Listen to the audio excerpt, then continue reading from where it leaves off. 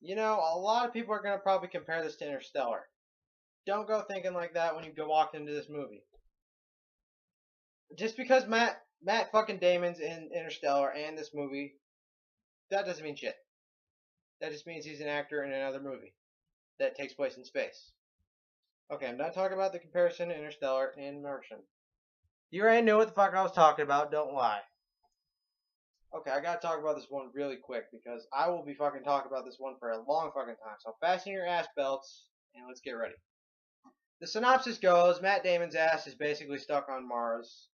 His crew that left him behind by accident and NASA, back on Earth, of course, are trying to figure out a bunch of elaborate ways to get him back. Some are failures, some are successes. That's pretty much it. I mean, that's pretty much it.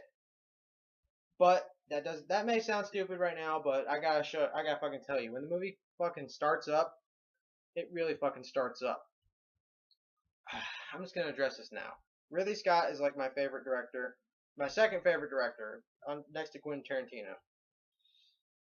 The guy's known for like making pretty visuals and fucking great looking movies. I mean, have you seen Alien? Of course, you've probably seen Alien. Everyone's seen Alien. I mean, his use of like CGI and practical effects, like the red sand that Matt Damon walks on.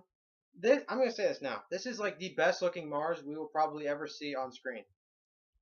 Said it. Dropped the mic. Left the building. What the fuck am I talking about? It's beautiful looking Mars. I'll just say that. They must have used a lot of red sand. And here's another fucking thing that's so goddamn excellent about this movie. It's probably the best thing about this movie. Its use of realism and science fiction. Vague science fiction, I might add, because you feel like this shit could happen. You feel like a guy could get stuck on fucking Mars, and we would all, as a species, try to fucking collaborate and get his ass back. Because we're a compassionate species. Not all of us, but most of us. His use of, like, realism and science fiction just mesh so goddamn well on screen. This could be like a true story movie. The guy would probably die, yes, but it could happen. I felt like it could happen. I felt bad for Matt Damon's character because he's acted so excellently. Everyone just gives an excellent performance. Oh shit, I'm talking about characters too early. It's beautifully shot. Every fucking scene on Mars is stunning. This direction Ridley Scott takes it in is probably one of the best directions he could take the movie in.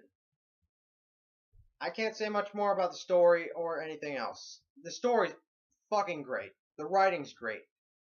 Now, oh fuck, I gotta talk about the acting. The acting. Yeah, I did the fucking pause hands because this shit is great. Pause. It's fucking great. I mean, Matt Damon gives an excellent performance. He always does. I mean, he's like Philip Seymour Hoffman. Rest in peace. You know, I just realized that they kind of look like each other. Illuminati, shit like that. Matt Damon has a full body transformation near like the third act of this movie, the final act. Those are always good because they show devotion to the character. I had a gripe at first, and then I realized, oh, that's a stupid gripe. After I like picked it apart, he kind of acts a little like, you know, haha, that situation didn't bother me at all. After like something bad happens to his like little tent. What the fuck? His way of living. And he kind of just shrugs it off. But then I realized, you know what? In a situation like this, where you're living on Mars for like a whole bunch of fucking months and years, you would want to stay calm during like the most fucking brutal situations that Mars can throw at you. Because, think about it. If you flip out and like wreck some shit, and you need that shit, you will fucking die. So you have to keep a calm, collective mind about what happens next. And Matt Damon does that excellently. The movie's surprisingly funny, too. I mean, like, every character just makes a fucking hilarious joke at some points. Though they overuse it like Avengers amounts of fucking comedy. Kind of, but I didn't mind it. And his crew, Michael Pena, Kate Mara, fuck, his name's Sylvester something. Fuck! He was Bucky in The Winter Soldier. Damn it! Okay, I forgot the rest of his crew's name, but They all give excellent performances. The guys at NASA. Who's that girl in all those SNL sketches? She's in the new Ghostbusters. Fuck! Oh, Jeff Daniels. Jeff Daniels, everyone. And Sean Bean. Sean Bean. The guy who always dies in movies doesn't die in this one, but everyone, I'm just going to cut to the chase. Everyone gives an excellent performance. It truly shows in Matt Damon's character. It truly shows in his crew's characters. It truly shows in NASA's people and characters. I can't say much more, but here's a flaw. Here's a big fucking flaw. If you know me by this point in my channel, you know how much I fucking despise this. They don't utilize every character they have. And this character is a fucking important one, so don't tell me he's not important. The guy, he was on Community. He's the guy who was trying out for Miles Teller, Miles Morales in the new Spider-Man. I don't remember. He had he's in Community. Yeah, fuck it. They don't utilize his character all the way. And he is an important character, too.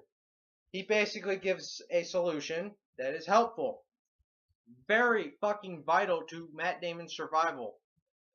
And they kind of just he did that thing. He's explaining it. Have him in one of the last shots in the movie. He's done. Don't do that. Don't fucking do that. I hate that. Never do that. Okay, I guess that's my little gripe of the movie. Pretty big gripe, actually. I'm just gonna give it a 9. Fucking 9. It is this close to being a fucking 10. Believe me, I wanted to, but they just had a flaw, and it is not a excellent, 100% flawless movie. They did a flaw. I should give it a 10, but I won't, because I'm not going easy on movies anymore. That's pretty much it. Stay tuned for my Black Mass review. I still don't have a fucking outro yet.